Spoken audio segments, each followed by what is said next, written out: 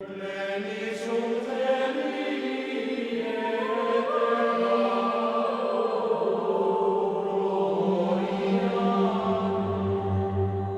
to the Wanderers History Podcast and to a new and first episode looking at some of the most important Doges of the 16th century Venetian history, Doge Leonardo Loredan. He was the 75th Doge of the Venetian Republic, a reign which started in 1501 and ended in 1521, in what was a very turbulent period in the Italian peninsula but also in the Mediterranean. Before we continue, I'd like to remind you to please hit that subscribe button and notification bell to make sure you never miss any new material from the podcast. Let us resume. Leonardo was born in 1436 in Venice, part of the influential Loredan family. The Venetians had quite a few wealthy and powerful families which gave one if not more doges, such as Barbaro, Barbarigo, Mocenigo, House of Venier or Veniero. In his book entitled The Imperial Age of Venice, 1380-1580, historian Chambers talks about the differences of status and rank within the Venetian patrician families, as in, for example, Loredan was part of the short patrician family, which rose after the 9th century. Historically speaking, the Republic of Venice is founded in 697 AD. Many older families, like the Querini family, was considered part of the true ancient nobility of Venice. Add the fact that Leonardo Loredan was married from 1461 until 1500 with Giustina Giustiniani, also came from the very wealthy Giustiniani family, with strong economic connections in Genoa as well as Venice, and it's easy to understand the circumstances which allowed for Loredan to become Doge. Another important factor in that, of course, was his predecessor.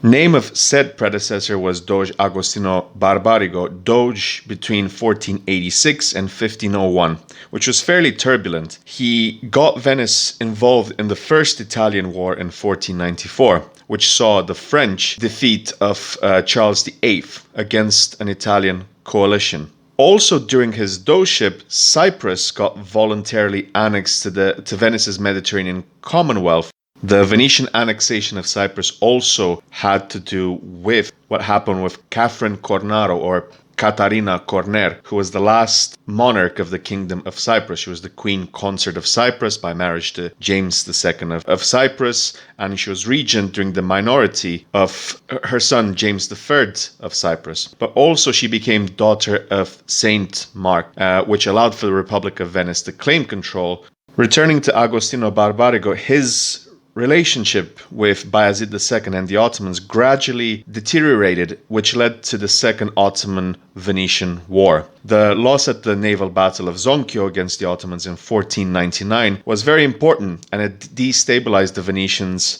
right at the turn towards the new century, the 16th century. With Loredan, who came in 1501, inheriting a war, he and Venice could not win. Venice would try to sign an armistice before admitting defeat through the peace of 1503 with the Ottomans. Modon and Coron, important trading hubs for Venice's Levantine trade, fell to the Ottomans, while Venice got hold of mainly of Cephalonia, whichever way you want to have it pronounced.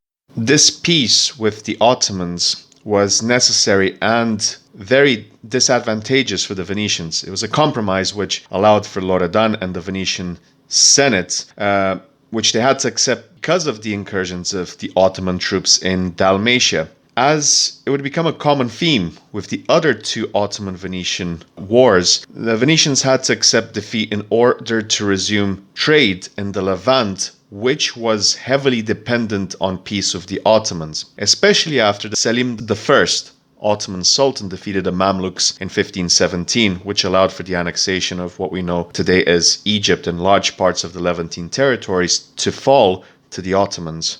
After 1503, the Venetians managed to end their conflict with the Ottomans by accepting the terms with the Sultan in the peace that we've just discussed, and as a result, they resumed their commercial cooperation, allowing them to focus more on internal matters. By early 1503, Doge Loredan and the Venetian Senate had sent a letter to Niccolo Giustinian, Venetian consul in London, stressing the tense situation in northern Italy, especially in the Romagna region.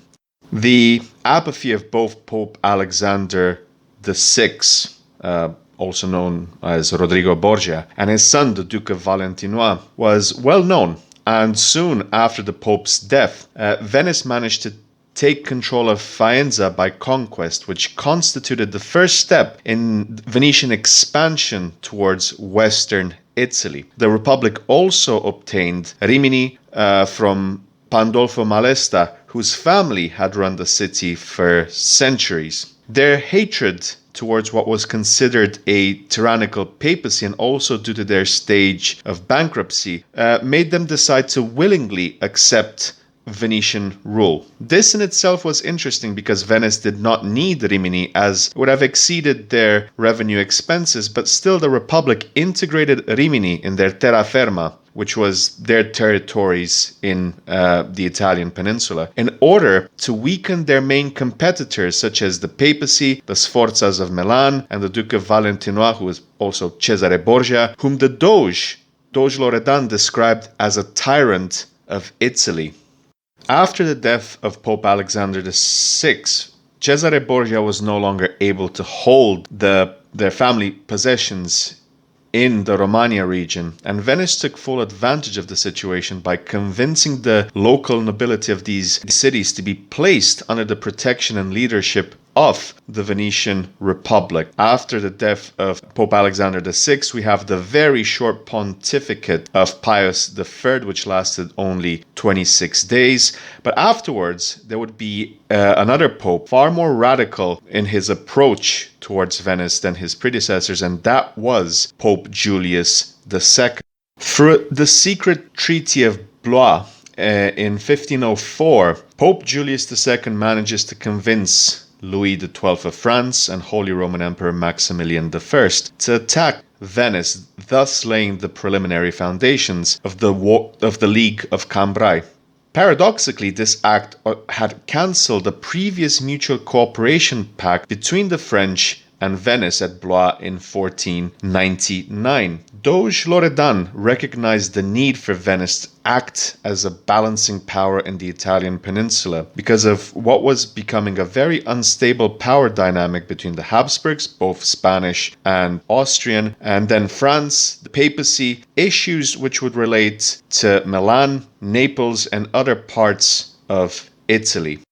16th century Italian historian Francesco Guicciardini, author of the History of Italy, considered Venice to be the fixed seat of liberty, the glory of the name of Italy throughout the world. In 1505, the Venetian Republic tried to reach a compromise by proposing a deal to the newly instated Pope Julius II, which was a deal that was voted by the Venetian Senate almost by unanimous decision. It was a proposal for the urban centers of Rimini and Faenza to remain under the Republic's jurisdiction, while Rome, papacy, would retain the rural surroundings of these regions. The Pope considered this to be very insulting and began planning a scheme to stop Venetian expansion and limit their powers, despite of the fact that Julius II had on many occasions declared that it was his duty as Pope to wage war mainly against the Ottomans. Henry VIII of England, a trustworthy ally of Venice throughout this period, had urged the Pope to reconcile the Christian powers, including Venice, and form a common front against the Ottomans. However, Pope Julius II was determined to crush the Venetians by gaining two of the most powerful allies he could rely on, namely France and the Holy Roman Empire. In doing so, he baited them, offering in recompense important settlements vital for Venetian trade, such as Brescia, Verona, and Vicenza, in order to recover each one in his own right those territories which the Venetians had usurped. In essence, the spoils of victory encompassed almost all of the Venetian territories in Italy, leaving the Republic only with the lagoons and the islands in the Adriatic and the Mediterranean. The League of Cambrai had aimed to diplomatically isolate Venice, leaving the Republic to fight alone against the coalition that initially proved to be too strong. And in that respect, from 1508 onwards, it would be one of the most turbulent periods in the history of both the Venetian Republic, but also during the Dogeship of Leonardo Loredan. The year 1509 can be considered a landmark in the history of the Republic, as the events that occurred during that year had a long-lasting impact on Venice as a military force in Italy. By then, the Republic was fully aware that the war was not only a distinct possibility, but an imminent one. However, the differences in attitude between the leading Venetian government and the institutions reveal somewhat of an unsynchronized effort. Internally, it was not a unified front.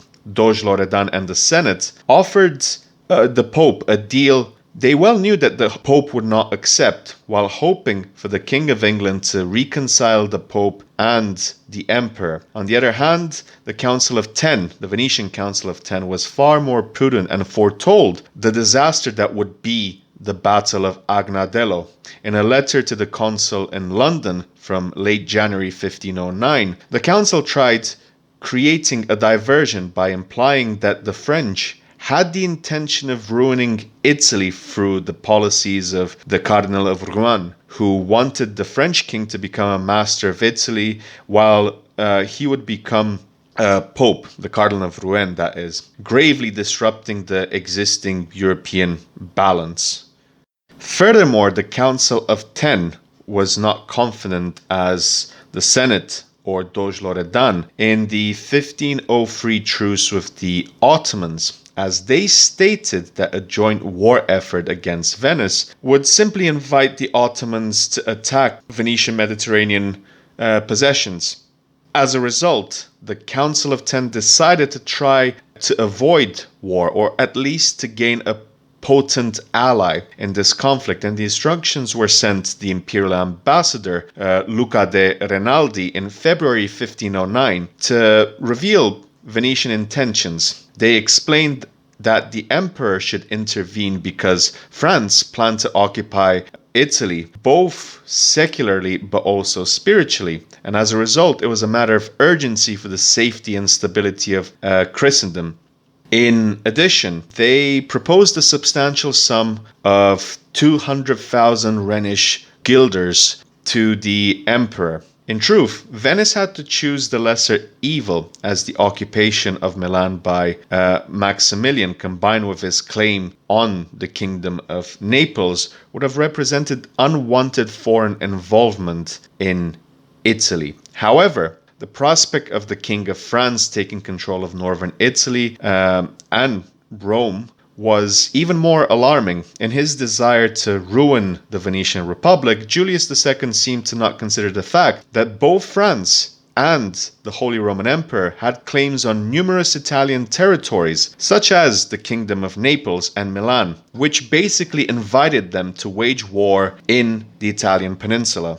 By March 1509, it was clear that war would commence, and the Council of Ten of Venice decided to inform the Senate about their failure to persuade the King of England to aid Venice militarily. As a result, Venice was left alone to face a coalition of France, the Holy Roman Empire, and the papacy. By the end of April, the situation had started to become critical for the Republic. The Pope had issued an excommunication bull, and on May 14th, 1509, the Venetians were crushed at the Battle of Agnadello. The consequences were catastrophic, as the Republic could no longer defend its cities, leading to Venetian losses, mainly to the French and the papacy. This had a grave impact on the Venetian economy, as Alviano's reckless tactics had resulted in a huge military expenses, and Venice no longer controlled key trading centers that were part of their mainland network, such as Padova, Brescia, and Verona. The situation was so dire that Doge Loredan had to appeal to the population for young men to defend the lagoons of Venice and for the patricians to contribute financially to what was a severely depleted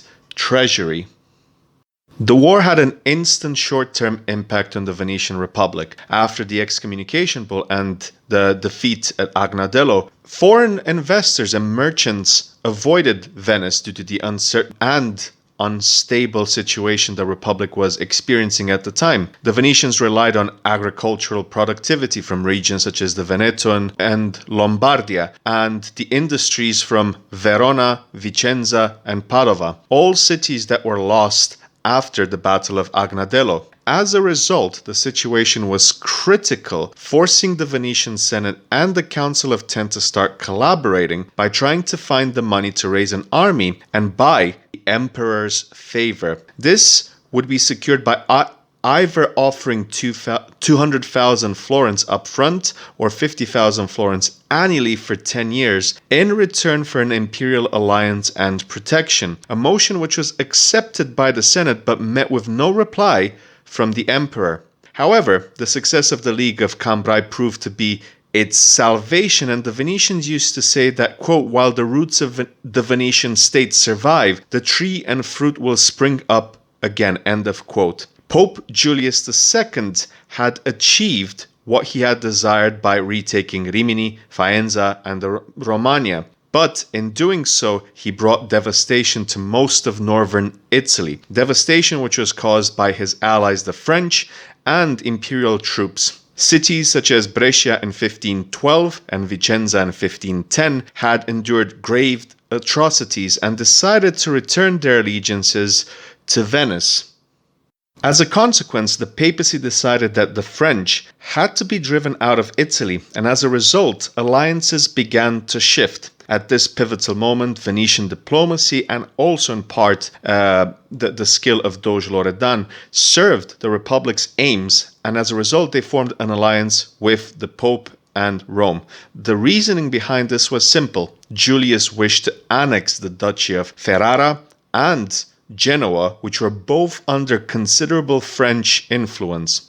He therefore revoked the bull of excommunication for the Venetians and tried to provoke the French by recognizing Ferdinand of Aragon as King of Naples, thus omitting French Angevin claims. Also, Venice received indirect help from the King of England, who advised France to cease hostilities against the Republic and the papacy. This alarmed France because the Venetians received information from their ambassador in Constantinople that the French were making great defensive preparations by creating both a new army and a fleet to guard against the eventuality of an English or imperial attack. Up until 1512, the Papal-Venetian alliance worked because the Duke of Urbino retook Modena in 1510, the Venetians recovered Brescia, and despite winning the Battle of Ravenna in 1512, the French had to retreat due to heavy casualties. However,